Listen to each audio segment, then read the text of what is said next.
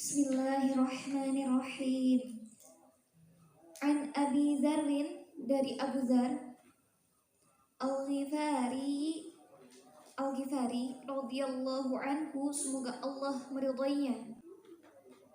Anin Nabi sallallahu alaihi wasallam, dari Nabi sallallahu alaihi wasallam, bima yarwihi, beliau meriwayatkan, ar-rabbihi, dari Tuhannya, dari Allah maksudnya, ar-rabbihi, dari Allah azza wa jalla,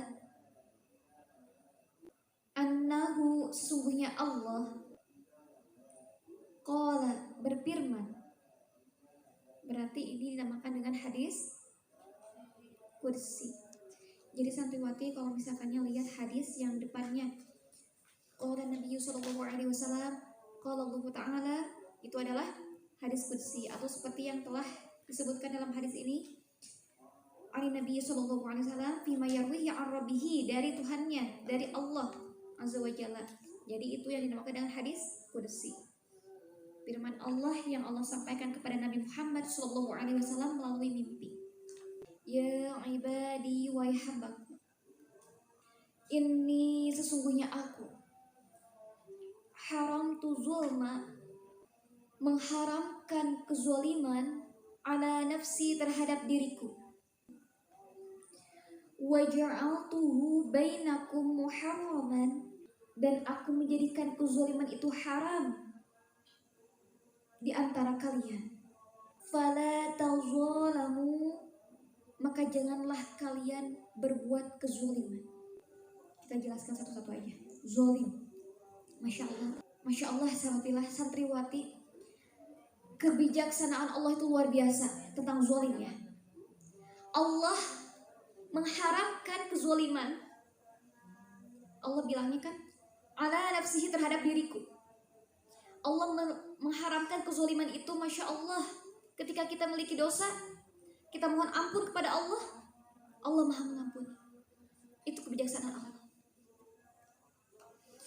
Tetapi ketika kita memiliki kesalahan kepada seseorang, apakah orang itu dapat mengampuni kita atau memaafkan kita? Belum tentu. Hablum minanas itu sulit ya, betul. Tapi hablum minallah, masya Allah, Allah itu sangat luar biasa baiknya. Allah mengatakan, ya ibadi, wahai hambaku, ini sungguhnya aku haram tu zulma, aku mengharamkan kezaliman, ala nafsihi, terhadap diriku. Allah mengharamkan kezaliman itu terhadap Allah.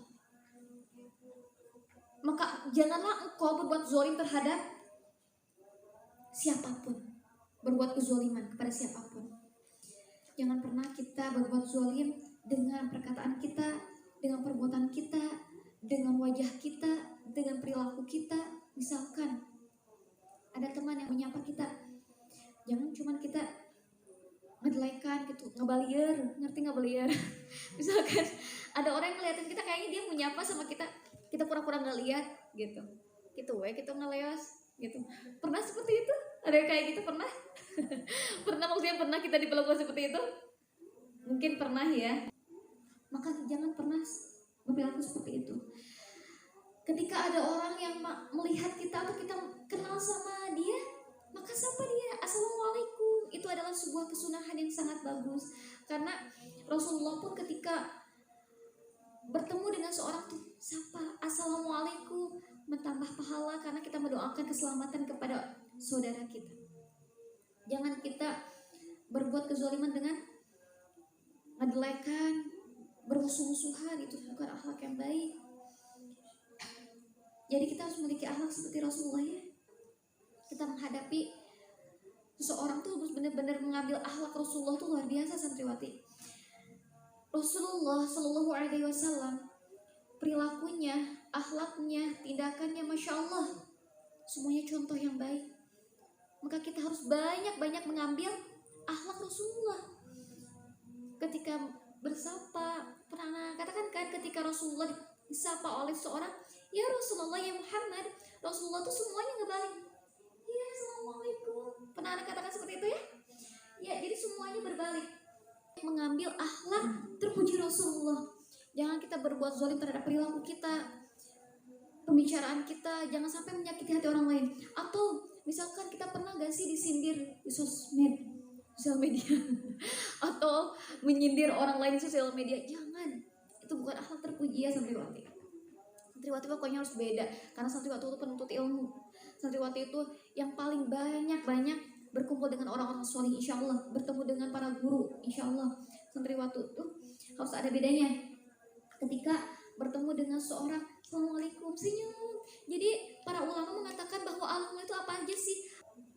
Berbuat baik, sopan santun, bermuka manis, dermawan, jangan menahan diri, tidak menyakiti orang lain, menahan amarah. Jadi benar-benar itu harus kita praktekkan. Anak juga, sahabat Tila, santriwati, anak tuh orang yang penuh dengan dosa. Anak tuh ahli maksiat. Jadi ketika anak mau marah gitu sama si kakak, kan namanya seorang ibu itu pasti ada marahnya gitu. Namanya seorang manusia makhluk kotowanisya, tempatnya salah dan khilaf. Jadi ketika anak ingat, anak tuh pengen marah gitu, kesel. Ya Allah, Rasulullah tidak seperti ini. Rasul tuh akhlaknya mulia. Rasulullah tuh tidak pernah berbuat zalim. Rasul tuh baik akhlaknya. Jadi ingat lagi, tahan lagi. Kalau misalkannya kayak gitu tuh anak suka pengen nangis. Nangisnya tuh apa? Nangisnya, kenapa sih kok gak bisa menahan amarah? Karena luar biasanya santriwati, kalau kita sudah merasakan betapa manisnya memiliki akhlak mulia. Awalnya nih, karakter. Gini ya, karakter itu anak aslinya dulu. Aslinya itu anak tuh orangnya itu pemarah, terus kesel dan cepet banget emosi. Pokoknya orangnya pemarah banget. Aslinya pas waktu tahun 2010-an lah, sebelum hijrah. Aslinya seperti itu. Ketika tahu ilmunya, maka karakter itu bisa dirubah. Awalnya mungkin kayak terpaksa aku boleh kayak gitu, karena Rasulullah nggak kayak gitu. Kita harus ada perubahan ketika kita menuntut ilmu. Kita harus ada perubahan dalam akhlak kita, dalam diri kita. Misalkan Ana nih menyampaikan tentang akhlak mulia, bahwa Rasulullah itu akhlaknya sangat luar biasa. Akhlak Rasulullah itu sangat mulia. Beliau selalu menyapa para sahabat, menyapa setiap orang itu dengan senyuman, dengan akhlak yang baik. Kita ingat, kita harus seperti itu. Kita tahu ilmunya kan ya? Kita tahu ilmunya, maka berubahlah dari hal itu. Nah, ketika anak awalnya terpaksa untuk melakukan hal itu, awalnya terpaksa banget untuk memiliki akhlak seperti itu. Terpaksa itu karena susah untuk dikontrol. Jadi jangan sampai seperti itu. Jangan sampai kita marah. Kita udah tahu ilmunya. Berubah. Maka akan menjadi sebuah karakter kita. Kita mendapatkan sebuah kenikmatan. Ternyata akhlak mulia itu mendatangkan ketenangan.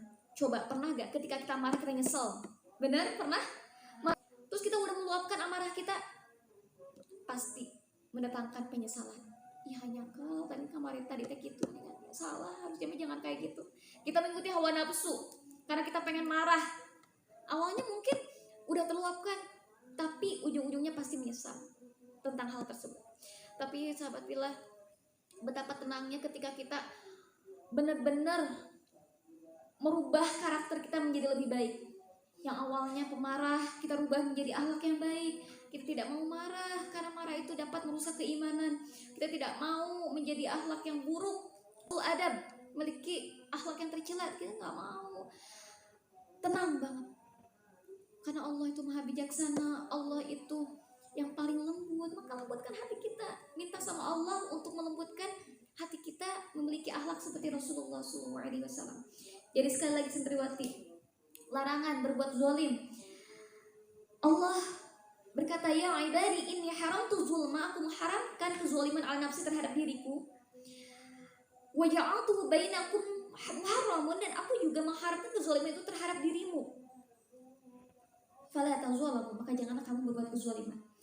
Nah, kezalimannya dari hal apa aja? Perkataan, jangan sampai kita menyakiti hati orang lain. Yang kedua, perilaku kita, tindakan kita. Berikan contoh yang baik, berbuat baik kepada semua orang. Insya Allah itu akan mendatangkan ketenangan.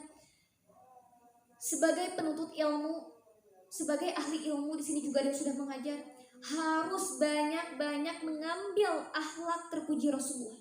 Ambil semuanya. Pokoknya kita ingat Rasulullah tuh suka menyapa, amalkan. Kita ingat Rasulullah tuh selalu memberi, kita amalkan. Kita ingat Rasulullah itu berbuka manis, kita amalkan sedikit-sedikit. Karena pada aslinya Anda juga bukan orang yang tipe orang yang lembut aslinya itu dulu tuh. Tapi ketika punya ilmunya, ketika kita tahu ilmunya, maka rubahlah hal itu. Sama-sama berubah ya. Anda juga masih sangat berproses sampai sekarang. Tapi Masya Allah, ketika Anda menuntut ilmu terus menerus bersama para guru yang semoga Allah muliakan, semoga Allah istiqomahkan. Amin ya Rabb. Alhamdulillah, semakin kesini semakin berubah.